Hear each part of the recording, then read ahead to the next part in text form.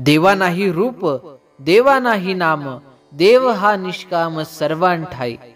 डोळे याचा डोळा दृष्टीच भासला, देव प्रकाशला आदिअंती. नवल वाटले नवल वाटले, देव कोंदाटले मागे पुढे. चोखा म्हणे माझा संदेह फिटला, देव प्रकटला देहा माझी. या संत जनांनो, सद्गुरु बाबा हरदेव सिंहजी महाराज यांनी तुम्हा मला मार्गदर्शन करताना म्हटलं की सेवा असो, स्मरण असो वा सत्संग असो, आपण हे सर्व सदैव प्रेमाने आणि निष्काम भावनेनं करावं. जर आपण स्मरण करत आहोत तर ते यासाठी नाही की परमेश्वराकडे काहीतरी मागणं आहे. केवळ कार्यपूर्तीसाठी स्मरण करू नये, तर ही भावना असावी की हे परमेश्वरा, तू माझं सर्वस्व आहेस, मी तुझा अंश आहे आणि तू माझं मूळ आहे. अशा प्रकारे परमेश्वराचं ध्यान, स्मरण प्रेमपूर्वक आणि निष्काम असावं. याच प्रकारे सत्संगही यासाठी करू नये की चला सत्संगाला गेल्यामुळे जनसंपर्क वाढेल आणि इतर व्यावहारिक कामे त्यांच्या माध्यमाने पूर्ण होतील.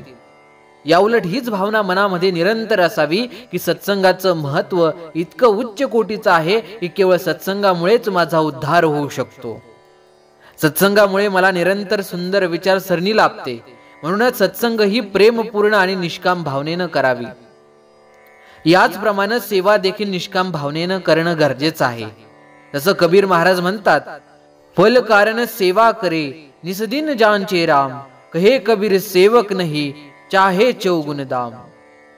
म्हणजेच मी सेवा केली तर मला त्याचा मोबदला प्राप्त व्हावा, सेवेचं फळ मिळावं आणि तेही चौपट मिळावं अशी कामना केली जाते. खरा सेवक अभिमानही करत नाही. जसं आपण नेहमी वाचतो, तू करता हे जगत का, तू सबका आधार.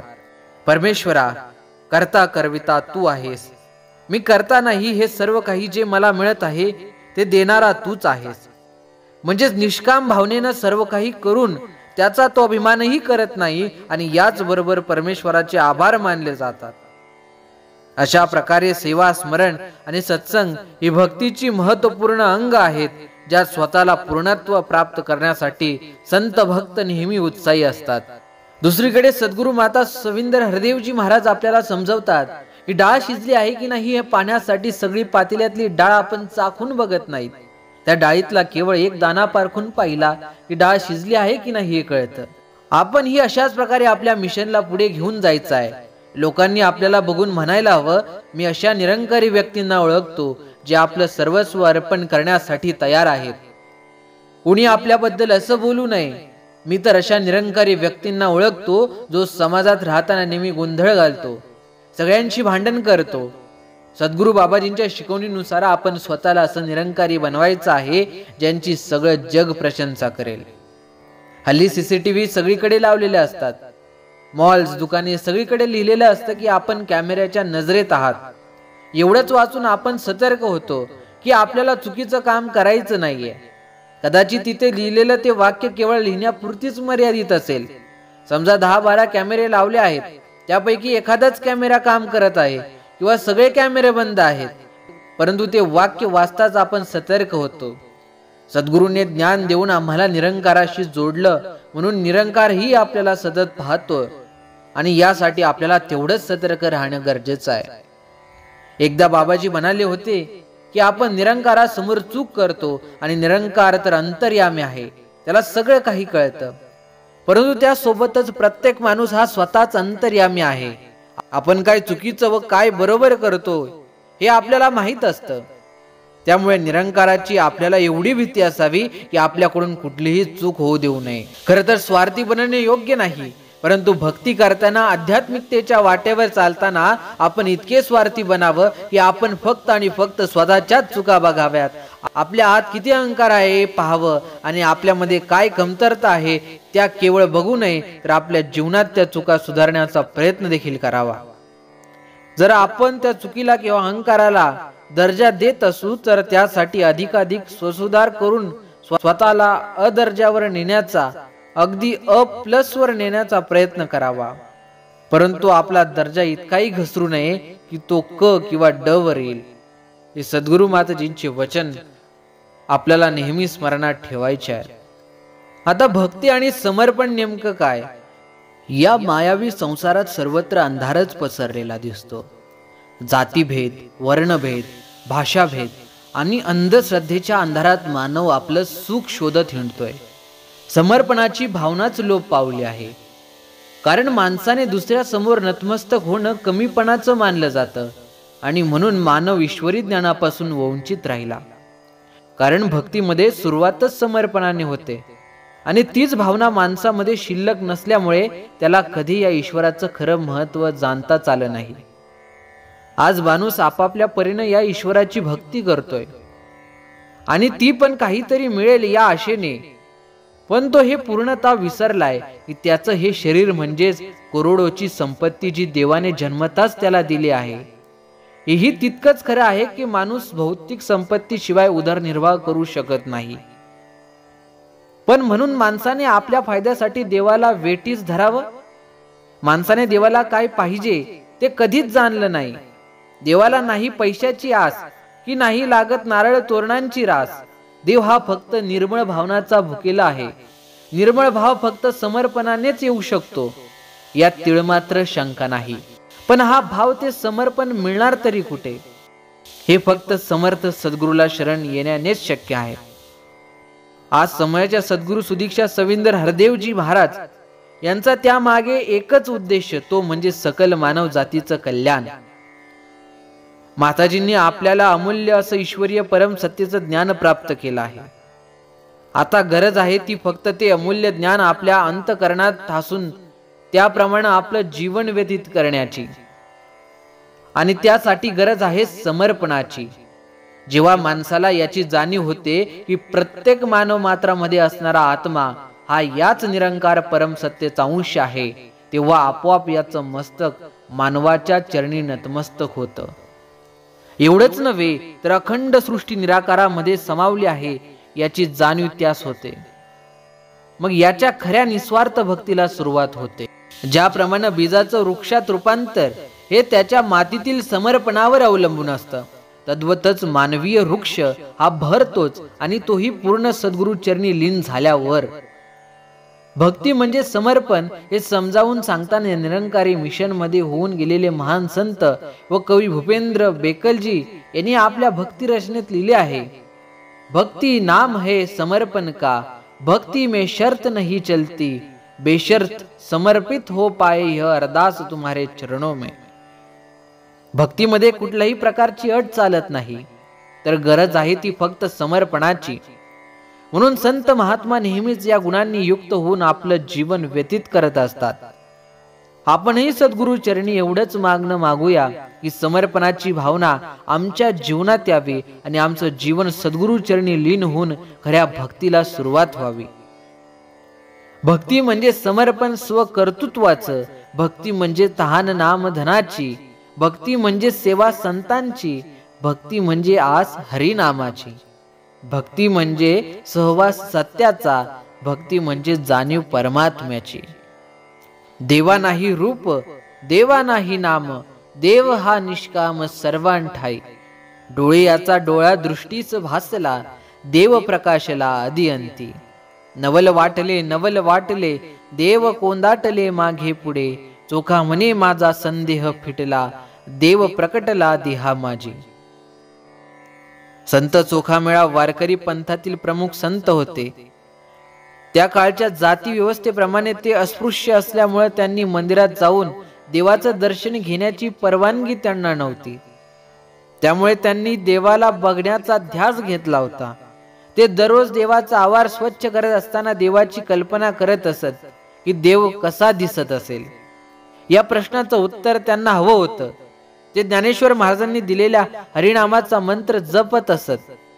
त्यांच्या उत्कट भक्तिभावामुळेच देवळात न जाताही त्यांना देवाचा साक्षात्कार झाला. मग त्यांना समजलं की देव हा नुसताच देवळात नसून सर्वत्र आहे. यासाठी कोणत्याही ठिकाणी जायची गरज नाही. तो चराचरात भरलेला आहे, सर्वव्यापी आहे आणि या सृष्टीची निर्मिती देवानेच केली आहे. एवढेच नव्हे तर माझे शरीर, माझी दृष्टी सर्वांनाही देवानेच दिले आहे. माझं प्रत्येक कर्म त्यांच्या कृपेने घडत असतं. देव हा माझ्यापासून दूर नाही याची जाणीव त्यांना झाल्यानंतर त्यांच्या मनातील साऱ्या शंका संदेह दूर झाले. भक्तीच्या व नामस्मरणाच्या जोरावर ते स्वतः ईश्वर रूप झाले. शेवटी चोखोबा म्हणतात, देवा नाही रूप, देवा नाही नाम. शहनशाह बाबा अवतार सिंहजी संपूर्ण अवतारवाणीमध्ये समजवतात, निराकार तो एकची केवळ, ज्यास कोणता ना आकार, ज्याचा कोठे नाही किनारा, ज्याचा नाही पारावार. समयाचे सद्गुरू सुदीक्षा सविंदर हरदेवजी महाराज हे मानव मात्राला आज हाच संदेश समजवण्याचा प्रयत्न करतायत की देव बघण्यासाठी कुठेही जायची गरज नाही. देव हा तुमच्या जवळ असून तो सर्व व्यापी आहे. म्हणजेच तुझं आहे तुझं पाशी, परी तू जागा चुकलाशी. या उक्तीप्रमाणे केवळ ऐकून थांबू नका, तर देव जवळ अंतरी कसा आहे हेही प्रत्यक्ष पाहून घ्या आणि आपला नरदेह सार्थक करा. सद्गुरू बाबाजी म्हणतात की मनुष्याच्या मनोविज्ञानात ही बाब घर करून गेलेली आहे की त्यांची पावलं नेहमी खोटं आणि बनावटीकडेच उचलली जातात. खोटं मनुष्याच्या झोळीत आपणाहून पडतं, पण सत्य पाहावं आणि त्यावर प्रेम करावं लागतं. जो खजाना प्रयत्नपूर्वक अर्जित करावा लागतो. मानवाचं लहानसं जीवन प्रेमासाठी कमी आहे, पण माणसं न जाणो कुठून वैर विरोधासाठी वेळ गाळतात. अशा प्रकारे माणसं वैर विरोध करतात की सर्व काही तहस नहस करून टाकतात. माणसाची विचारधारा जर सुंदर असेल तर भले तो कोणत्याही पैगंबराप्रती श्रद्धावान असेल, तर कोणत्याही संस्कृतीचा कोणत्याही भाषेचा असो, तो नेहमी सुंदर देण देणाराच बनेल. संत तेची देव, देव तेची संत, नाही तेथे भिन्न भाव. संत आणि देव यांच्यामध्ये काही फरकच नाही. ईश्वराला प्राप्त केल्यानं हे संत सुद्धा ईश्वर रूप झालेले असतात. असे हे संत महात्मे युगानुगे पृथ्वी तलावर प्रगट होत राहिले आणि त्या सर्वांनी या एकाच परम सत्याचा उद्घोष केला आहे. जसे संत ज्ञानेश्वर, संत तुकाराम महाराज, संत नामदेव महाराज, संत एकनाथ, कबीर महाराज, मीराबाई, जनाबाई आदी संतांनीही एकाच परमात्म्याचा उल्लेख केलेला आहे. अशा या संत महात्म्यांचा इतिहास पाहिला तर आढळतं की ईश्वराच्या भक्तीने ते महात्मे महान झाले, म्हणूनच त्यांची समाजाने पूजा केली. अशा या ब्रह्मज्ञानी संतांचं बोल अनमोल असतात. यासाठी शहनशाह देखील संपूर्ण अवतारवाणीत समजवतात, हिरे माणके याहून किमती, समजा संत जनांचे बोल, मोल तयांचे कठीण करणे, ऐसे ते असती अनमोल. साधू संतांच्या या अनमोल बोलाने मानवाला जागे करण्याचा आटोकाट प्रयत्न केला आहे. मनुष्य जन्मात येऊन स्वस्वरूपाला जाणले नाही तर मानवाने स्वतःचे हित साधले जात नाही आणि या जगताचे हितही साधले जात नाही.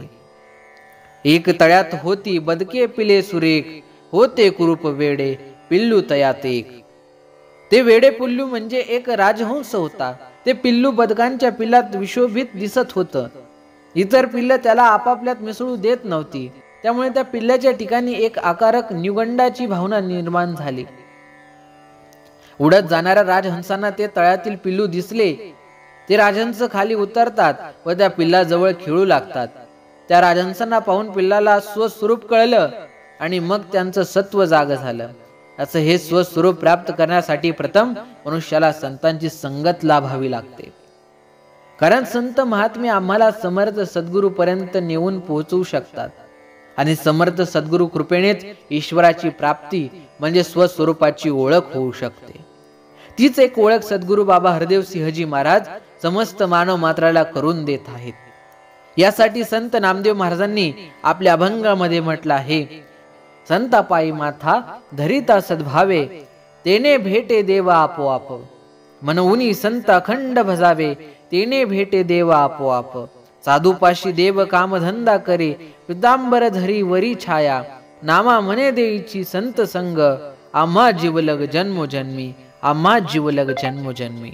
परंतु आज माणसाची परिस्थिती अशी होत आहे की संसारामध्ये नटलं पाहिजे, परमार्थाला विटलं पाहिजे आणि माझं कर्ज फिटलं पाहिजे. माणूस आज संसारामध्ये एवढा रममान झाला की संतांच्या अनमोल बोलाकडेही दुर्लक्ष करत आहे. संतांना मानत आहे, परंतु संतांनी काय सांगितलं याकडे लक्ष देत नाहीये. तरी देखील संत हे जगाला हाच एक संदेश देत आहेत. तसे शहनशाहजी संपूर्ण अवतारवाणीत समजवतात की मी म्हणतो मज प्रभू मिळाला, जगताचा नाही विश्वास. निज अनुभवे मी स्वय सांगतो, फसविण्याचा नाही प्रयास. संत हेच मानवाला समजावून सांगत आहेत की मी ईश्वर पाहिला आहे, तुम्ही देखील हा ईश्वर पाहून घ्या. असं मी जो स्वतः अनुभव घेतला आहे तो तुम्हाला सांगत आहे. इथं कुणालाही फसवण्याचा प्रयत्न केला जात नाही. कारण जन्म मरणाच्या शृंखलेमधून सुटण्याचं द्वार म्हणजेच नरदेह आहे. इतर कोणत्याही योनीत शक्य नाही. भगवंताचा साक्षात्कार होण्याजोगी सत्वगुणी देह व त्याला अनुरूप असं मन अनंत पुण्याच्या योगे प्राप्त होतो. त्यामुळेच मानव जन्म ही मानवाला मिळालेली अनमोल संधी आहे आणि या संधीचं सोनं तेव्हा होईल जेव्हा हा ईश्वर आपल्या जीवनात येईल.